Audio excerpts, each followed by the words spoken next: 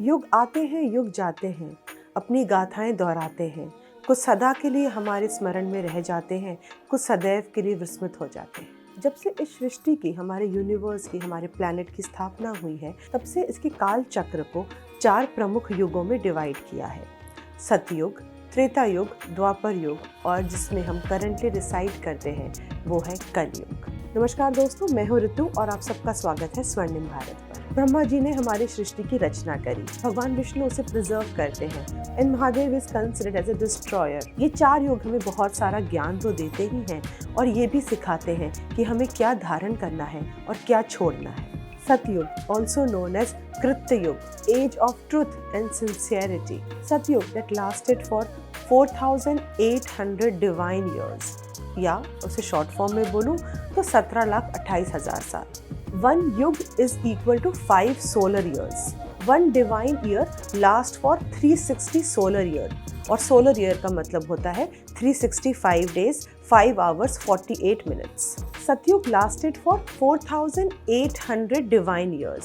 4,800 multiplied by 360 is equal to 17,28,000. इतने सालों तक सतयुग रहा। सतयुग में भगवान विष्णु के 4 अवतार हुए। पहला है मत्स्य यानी कि मछली, दूसरा है कूर्म यानी कि टॉर्टस या कछुआ, तीसरा है वराह एक वाइल्ड बोर और चौथा है नरसिंह, आधा नर और आधा सिंह। सतयुग को गोल्डन एज भी कहा जाता था, जहां देवताओं ने अपना स्वर्ग स्थापित करा और वहां रहते थे, और डीमंस ने अपना नर्क स्थापित करा जो पाताल यानी कि पृथ्वी के तले से नीचे है। दोनों अलग रहते थे। The good and the bad were different from each other. They both resided in different lok, gods in the heaven and demons in the Patal. और यही उन दोनों का परिवार था, देवताओं का परिवार और डीमंस का परिवार। वसुदेव कुटुंब, उनका परिवार ही उनका परिवार है और दैत्यों का परिवार ही उनका परिवार है। ये सतयुग हमें बताता है। वसुदेव कुटुंब। सतयुग के अंत के बाद आता है त्रेता युग। उसके अंदर 3 चरण है, मतलब 3,600 divine years. 3,600 multiply by 360 is equal to 12,96,000। इतने सालों तक त्रेता युग रहा और इसमें भगवान विष्णु ने 3 अवतार लिए। पहला था वामन, मतलब एक ड्रॉफ मैन। दूसरा है परशुराम, जिनके हाथ में एक वेपन है जो भगवान शिव ने उन्हें प्रदान किया था, वो है परशु, मतलब एक एक्स। और तीसरा है भगवान श्री रामचंद्र, जिनकी वजह से त्रेता युग सबसे सुंदर युग माना जाता है, जिसमें भगवान श्री रामचंद्र ने अपने राम राज्य की स्थापना करी थी।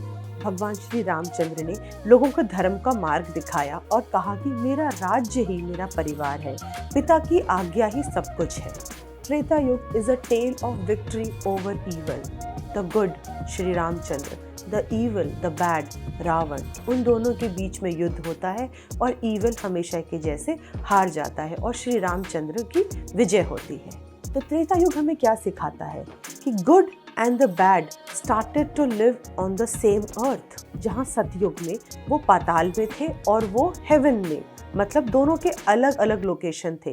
त्रेता युग में वो दोनों एक ही साथ, एक ही भूलोक पे रहते हैं, अच्छाई और बुराई। जब श्री रामचंद्र अपना कार्यवार पूरा कर वैकुंठ पधारते हैं और उसी से त्रेता युग का अंत होता है और द्वापर युग की स्थापना होती है। तीसरा युग है द्वापर युग। द्वापर युग में 2 चरण हैं। It lasted for 2,400 divine years. 2,400 multiply by 360 is equal to 8,64,000, और इतने सालों तक द्वापर युग रहा। इसमें भगवान विष्णु के 2 अवतार हुए।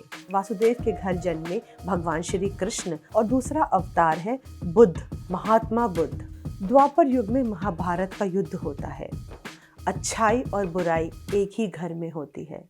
पांडव्स द गुड, कौरव्स जो उनके ब्रदर थे, अच्छाई और बुराई दोनों एक ही घर में रहती है। और ये हमें शिक्षा देती है कि मेरा परिवार ही मेरा परिवार है। आदमी स्वार्थी हो जाता है, भाई भाई से लड़ता है।